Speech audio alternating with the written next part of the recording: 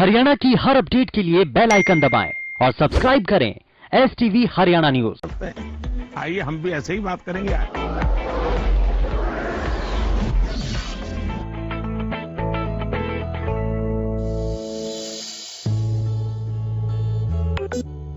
नमस्कार honourable PM sir. नमस्कार। मेरा नाम एन पल्लवी है।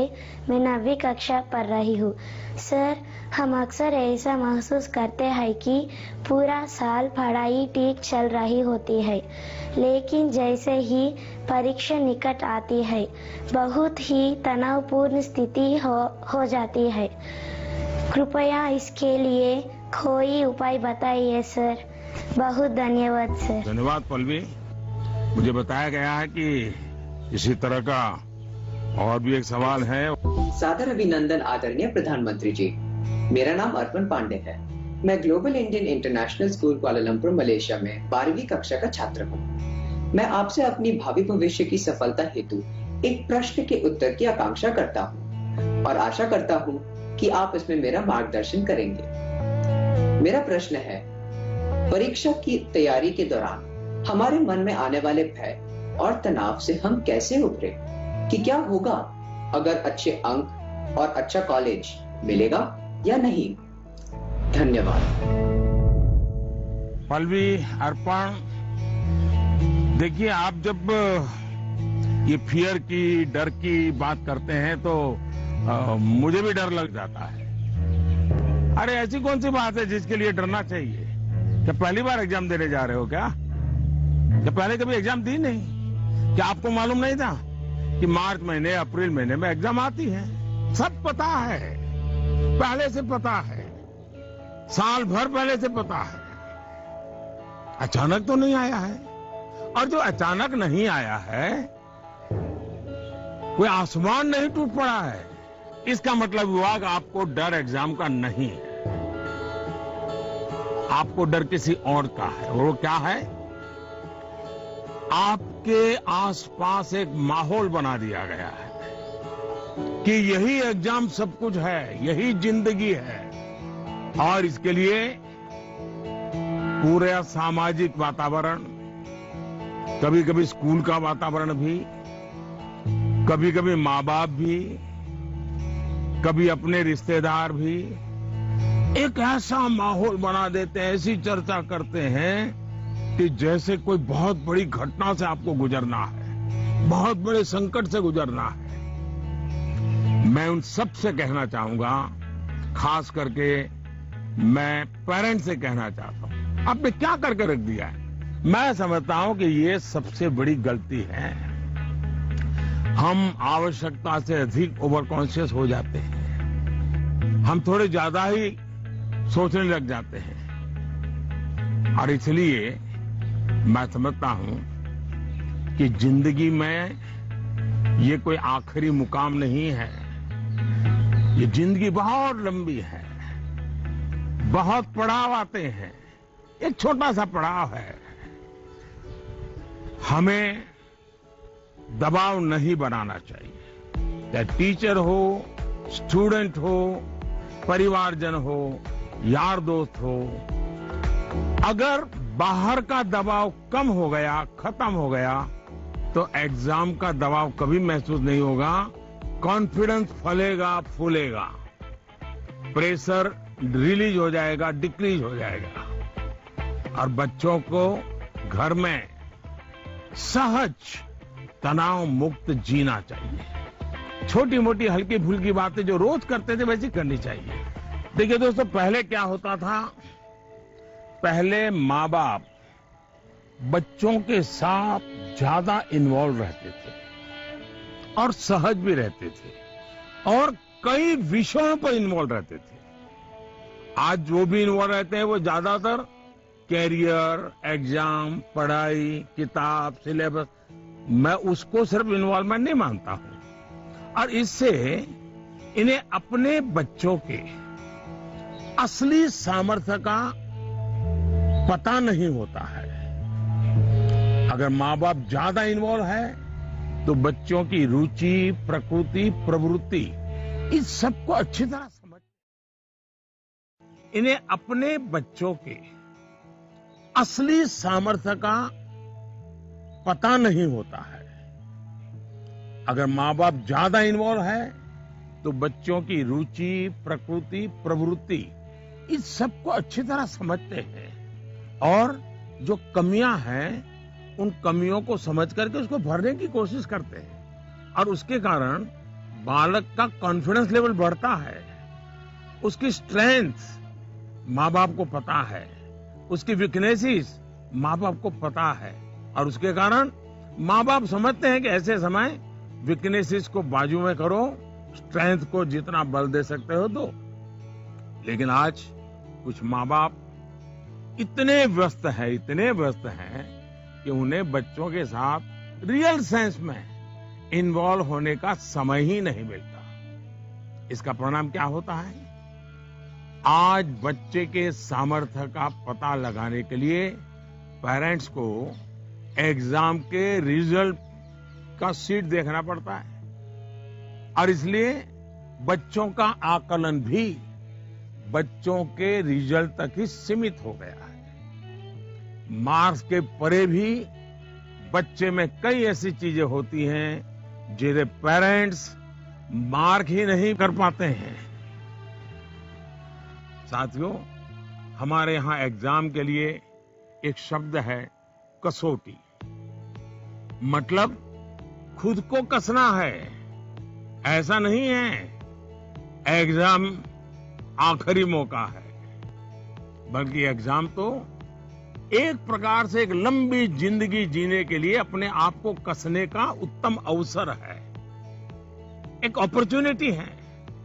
समस्या तब होती है जब हम एग्जाम को ही जैसे जीवन के सपनों का अंत मान लेते हैं, जीवन मरण का प्रश्न बना देते हैं। दरअसल एग्जाम जीवन को गढ़ने का एक अवसर है, एक अपॉर्चुनिटी है, एक मौका है। उसे उसी रूप में लेना चाहिए। एक्चुअली हमें अपने आप को कसौटी पर कसने के मौके खोजते ही रहना चाहिए ताकि हम और बेहतर कर सकें। हमें भागना नहीं चाहिए। आइए दोस्तों, अगले सवाल की तरफ बढ़ते हैं। माननीय प्रधानमंत्री जी नमस्कार। मेरा नाम पुण्य सुनिया है। मैं कक्षा 11वीं की छात्र हूँ। मेरे विद्यालय का नाम विवेकानंद केंद्र विद्यालय निर्जुली, डिस्ट्रिक्ट पापुमपारे, स्टेट अरुणाचल प्रदेश है। माननीय प्रधानमंत्री जी, कुछ सब्जेक्ट्स और कुछ चैप्टर्स है जिनको लेकर मैं सहज नहीं हूँ, उनसे पीछा छुड़ाने में लगी रहती हूँ। मैं चाहे कितनी भी कोशिश क्यों ना करूँ, मैं उन्हें पढ़ नहीं पाती हूँ।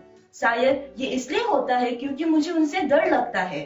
सर, इस स्थिति को कैसे दूर किया जा सकता है? धन्यवाद सर। चलिए, आंध्र से हम मलेशिया से अब अरुणाचल पहुंच गए और मुझे बताया गया है कि इसी प्रकार का कोई और एक सवाल भी है। माननीय प्रधानमंत्री जी नमस्कार। मेरा नाम विनीता गर्ग है और मैं SRDAV पब्लिक स्कूल में 25 वर्ष से कार्यरत हूँ। मेरा प्रश्न है, कुछ सब्जेक्ट्स ऐसे हैं जिसमें कई स्टूडेंट्स को डर का सामना करना पड़ता है। इस वजह से वह इनसे बचते हैं। इसके बारे में इतिहास या गणित जैसे विषयों के शिक्षक अच्छी तरह से समझ सकते हैं। टीचर के तौर पर इस स्थिति को और बेहतर बनाने के लिए हम क्या कर सकते हैं? ये कुछ अलग प्रकार का ही विषय मेरे सामने आया। मैं कोशिश करूंगा कि स्टूडेंट्स के मन को छू सकूं और टीचर्स की बात पर गौर के साथ कुछ समाधान बता सकूं। आप दोनों ने किसी खास सब्जेक्ट या चैप्टर से डर की बात नहीं है। आप लोग अकेले नहीं हैं जिनको इस स्थिति का सामना करना पड़ता हो। हकीकत तो यह है कि दुनिया में एक भी इंसान ऐसा नहीं मिलेगा जिसके ऊपर ये बात लागू न होती हो। मान लीजिए आपके पास बहुत ही बढ़िया 5-6 शर्ट है लेकिन आपने देखा होगा एक या दो शर्ट आपको इतने पसंद आते होंगे, बार बार पहनते हैं। इसका मतलब ये नहीं कि बाकी सब बेकार हैं, फिटिंग ठीक नहीं है, ऐसा नहीं है। उन दो इतने अच्छे लगते हैं कि आप उसको बार बार पहनते हैं। कई बार तो माँ बाप भी इन चीजों के लिए गुस्सा करते हैं कि कितनी बार इसको पहनोगे। अभी 2 दिन पहले तो पहना था। पसंद नापसंद मनुष्य का स्वभाव है, और कभी कभी पसंद के साथ लगाव भी हो जाता है। और इसमें डर की, दुविधा की क्या बात है कि हमने डरना चाहिए? दरअसल होता क्या है, जब आपको कुछ चीजें ज्यादा अच्छी लगने लगती हैं तो उनके साथ आप बहुत कंफर्ट हो जाते हैं, बहुत कंफर्टेबल लगता है, सहज हो जाते हैं। लेकिन जिन चीजों के साथ आप सहज नहीं होते, उनके तनाव में आपकी 80% एनर्जी आप उसी में लगा देते हैं। और इसलिए स्टूडेंट से मैं यही कहूंगा कि आपको अपनी एनर्जी को इक्वली डिस्ट्रीब्यूट करना चाहिए। सभी विषयों में बराबर बराबर। आपके पास पढ़ाई के लिए 2 घंटे हैं तो उन घंटों में हर सब्जेक्ट को समान भाव से पढ़िए। अपने समय को इक्वल डिस्ट्रीब्यूट करिए। साथियों, आपने देखा होगा टीचर्स, माता पिता हमें सिखाते हैं कि जो सरल है वो पहले करें। ये आम तौर पर ये कहा जाता है, और एग्जाम में तो खास तौर पर बार बार कहा जाता है जो सरल उसको पहले करो भाई, जब टाइम बचेगा तब वो कठिन है उसको हाथ लगाना।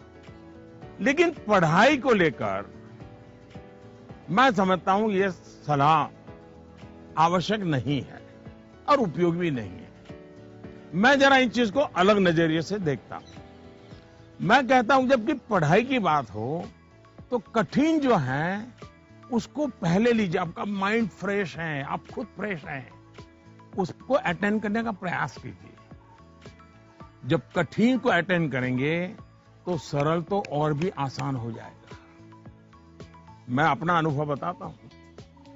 जब मैं मुख्यमंत्री था, तो प्रधानमंत्री बना, तो मुझे भी बहुत कुछ पढ़ना पड़ता है, बहुत कुछ सीखना पड़ता है, बहुतों से सीखना पड़ता है, चीजों को समझना पड़ता है। तो मैं क्या करता था, जो मुश्किल बातें होती है, जिसके निर्णय थोड़े गंभीर होते हैं, मैं मेरे सुबह जो शुरू करता हूं तो कठिन चीजों से शुरू करना पसंद करता हूं। मुश्किल से मुश्किल चीजें मेरे अफसर मेरे सामने लेकर के आते हैं, क्योंकि उनको मालूम है कि वो मेरा एक अलग मूड होता है। मैं चीजों को बिल्कुल तेजी से समझ लेता हूं, निर्णय करने की दिशा में आगे बढ़ता हूं। मैंने अपना एक नियम बनाया है, कोशिश की है। और जो सरल चीजें हैं, दिन भर की थकान के बाद रात देर हो जाती है, तो चलो भाई अब उनको मैं ज्यादा दिमाग खपाने की जरूरत नहीं, क्योंकि गलती होने का कारण नहीं है, तो उन चीजों को मैं फिर देर रात तक खींच लेता हूं। लेकिन सुबह जब उठता हूं तो फिर कठिन से ही मुकाबला करने के लिए निकल पड़ता हूं। दोस्तों, एक और बात हमें अपने आप से सीखनी चाहिए। आप देखिए, जो लोग जीवन में बहुत सफल हैं वो हर विषय में पारंगत नहीं होते, लेकिन किसी एक विषय पर, किसी एक सब्जेक्ट पर उनकी पकड़ जबरदस्त होती है।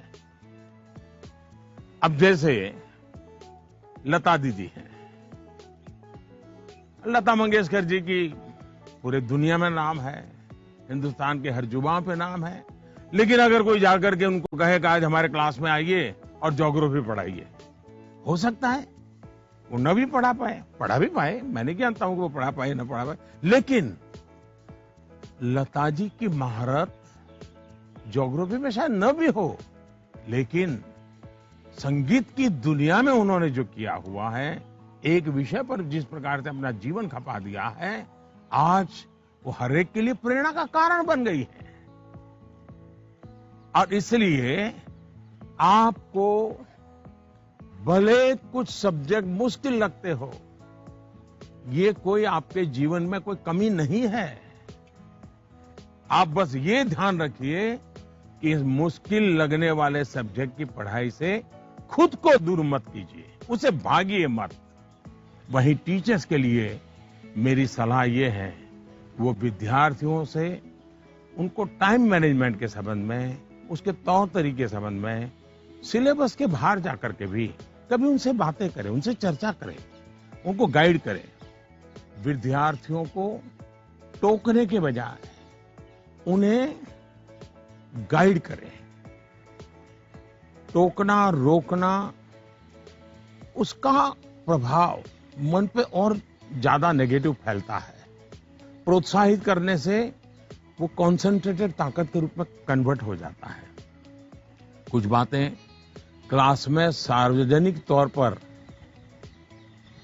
जरूर कहें ताकि सबका प्रबोधन होगा, लेकिन बहुत सी बातें ऐसी होती हैं जब किसी एक बच्चे को बुला करके चलते चलते थोड़ा सर पे हाथ रख करके बहुत ही प्यार से कहें, बेटा देखो भैया तुम इतने बढ़िया करते हो, जरा देखो इसको जरा थोड़ा ये कर लीजिए, देखिए तुम्हारे में बहुत बड़ी ताकत है, आप देखिए ये बहुत काम आएगा, बहुत काम आएगा। एक काम करिएगा, आपके जीवन में ऐसी कौन सी बातें थी जो कभी आपको बहुत कठिन लगती थी और आज आप उसको बड़ी सहजता से कर पा रहे हैं? ऐसे कुछ कामों की लिस्ट बनाइएगा। जैसे साइकिल चलाना कभी आपको कठिन लगा होगा, लेकिन अब वही काम आप बहुत सरलता से करते लेते होंगे। कभी तैरने की बात आई होगी, बहुत डर लगा होगा, उतरने से भी डर लगा होगा, लेकिन आप अच्छे तरह आज तैरना सीख गए होंगे। मतलब जो कठिन था उसको आपने कन्वर्ट कर दिया।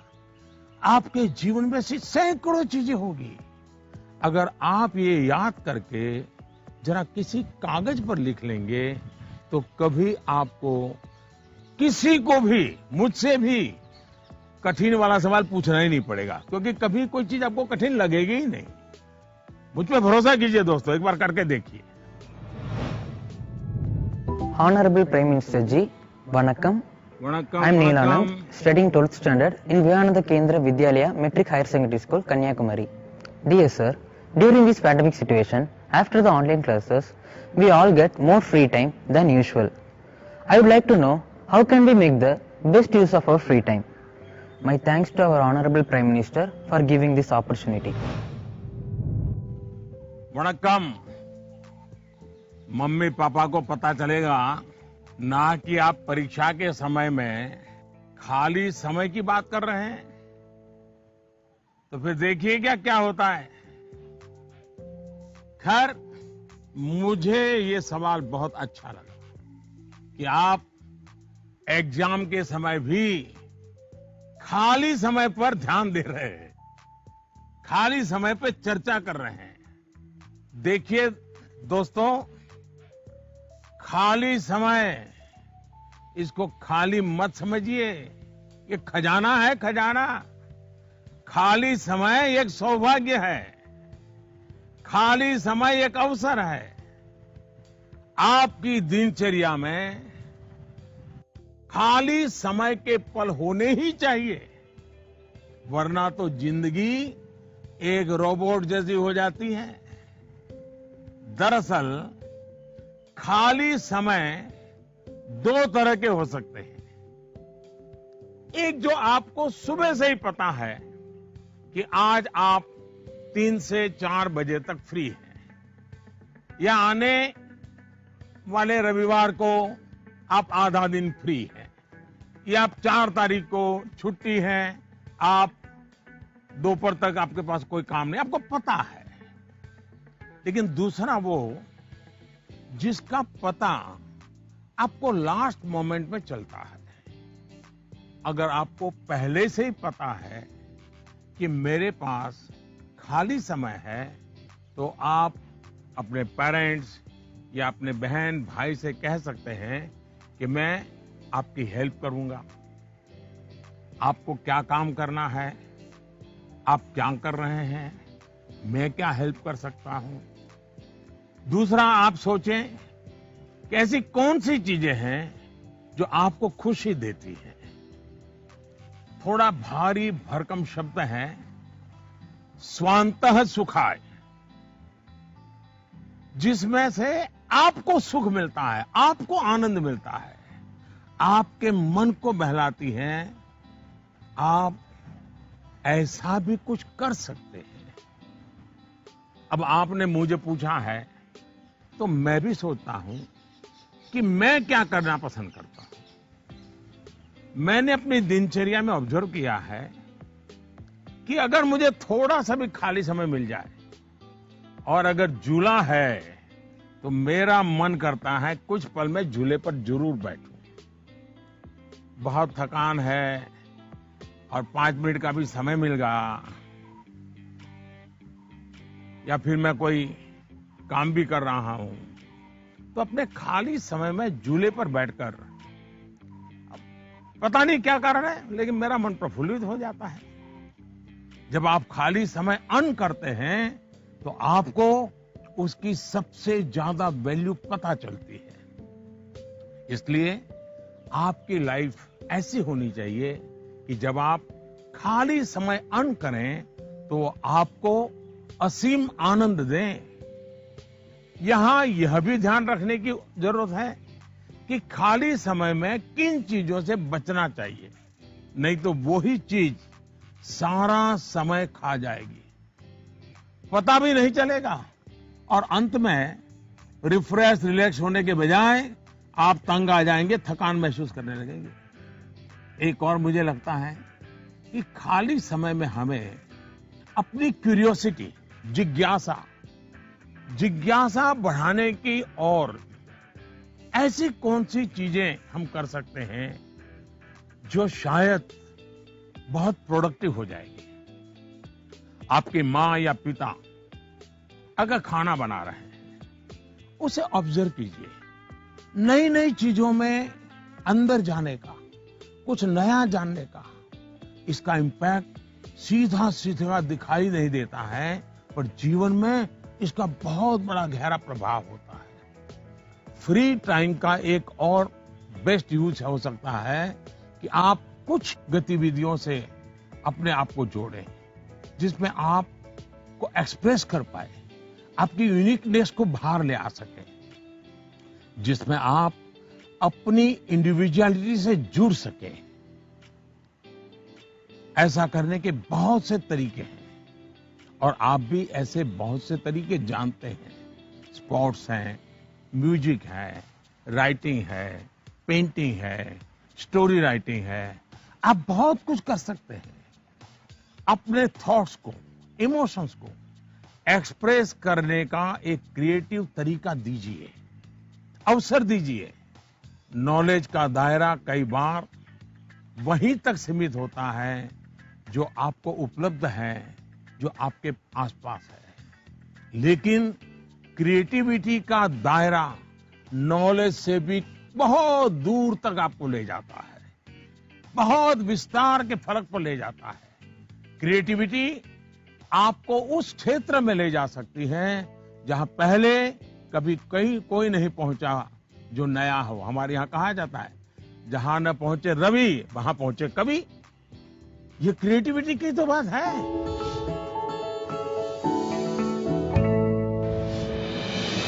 With the world's largest COVID vaccination drive, India is leading the way.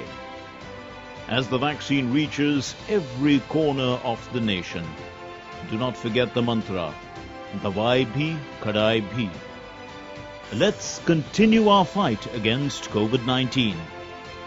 Vaccination along with social distancing, sanitization and masks. Mask up, India! Put your mask on and cover your nose and be safe. Mask up, India.